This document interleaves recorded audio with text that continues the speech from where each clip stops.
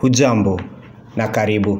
Wimbi jipya la maandamano limeikumba Kenya, likiibuka katika miji mbalimbali kufuatia kifo cha mwalimu na mwanablogu mashuhuri Albert Ojwang, kilichotokea akiwa chini ya ulinzi wa polisi.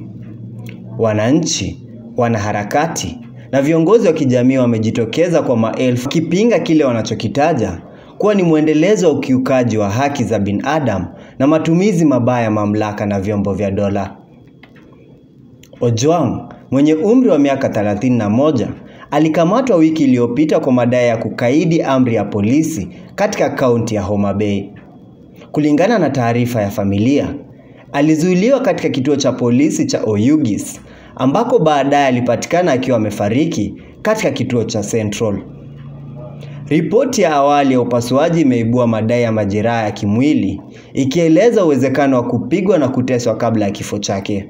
Maandamano yameripotiwa katika miji mbalimbali kama vile Nairobi, Kisumu, Mombasa, Homa Bay, Kakamega na miji mingine midogo. Waandamanaji walikuwa wakibeba mabango yenye ujumbe wa haki kwa Ojwang na Stop Killing Us, Police.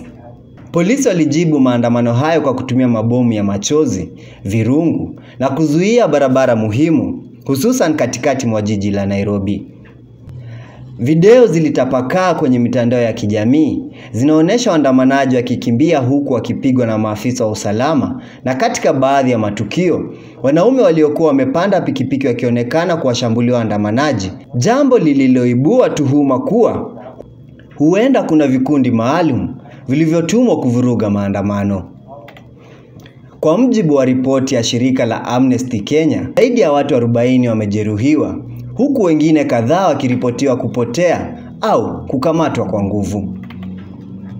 Katika kile kinachoonekana kuwa ni jaribio la kutuliza hali, Naibu Inspekta Lagat alitangaza kujiweka kando kwa muda ili kupisha uchunguzi huru kuhusu tukio hilo. Hata hivyo, hatua hiyo haikuwatosheleza wananchi wengi ambao wanahisi kuwa hali ya ukatili wa polisi ni ya muda mrefu na ya kimfumo, hivyo kuhitaji mabadiliko makubwa zaidi katika taasisi na uwajibikaji wa maafisa wa juu. Mpaka sasa, maafisa kadhaa wa polisi waliokuwa kazini wakati wa kifo cha Ojwang wamefikishwa mahakamani. Kesi hiyo imevutia hasira kali kutoka kwa wananchi waliokusanyika nje ya mahakama wakitaka kesi isifunikwe kama ilivyowahi kushuhudiwa kwenye matukio ya nyuma. Mashirika ya kijamii na wanaharakati wa haki za kibinadamu wameendelea kuitaka serikali kuhakikisha kuwa uchunguzi juu ya kifo cha Ojwang ni wa kina na wa wazi kwa umma na unaolenga kupata ukweli badala ya kuficha maovu.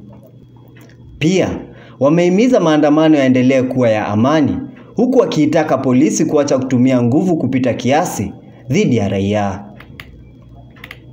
Nikiripotia Kifagio Media Team, ni mie wako Daniel Jonathan almaarufu JD.